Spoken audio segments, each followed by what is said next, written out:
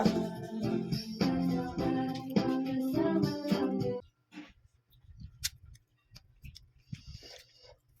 Dota, isa lang sa mundo. GF, napakalamin yan. Si GF, iiwanan ka din yan. Si Dota, hindi. Si GF, nagagalit pag nagdodota ka. Si Dota, hindi nagagalit pag nag-GF ka. Si Dota, 20 pesos lang masaya na. Si GF, baka 200 pesos hindi pa masaya. Pag nakakita ka ng ibang hero, hindi nagagalit si Dota. Pero pag nakakita ka ng ibang babae, nagagalit si GF. Si GF, pag iniwan mo mahirap ng balikan. Si Dota, pag iniwan mo handa ka pa rin tanggapin. Ano mas gusto mo? Dota o GF? Ang pipiliin mo, Dota o ako, anong mas gusto mo? Kasama ka, yun na nasa isip. Anong mas gusto mo, Dota o ako? Ang tanong ko sa'yo, ano mahalaga, mahal mo ba ang talaga? Friends of the ancient, tayo lang magdota kung ulan o bumagyo. Kahit nakabota, tawagin na ang drama, let's start the countdown. Everybody push, get ready for camping.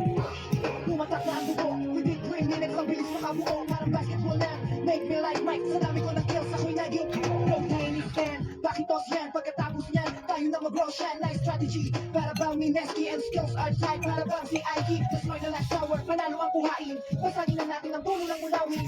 Good game, maybe next time sir. Imba, sorry guys, chicken na sir. Pipiliin mo, Dota o ako, anong mas gusto mo? Kasama ka, yun ang nasa isip. Anong mas gusto mo, Dota o ako?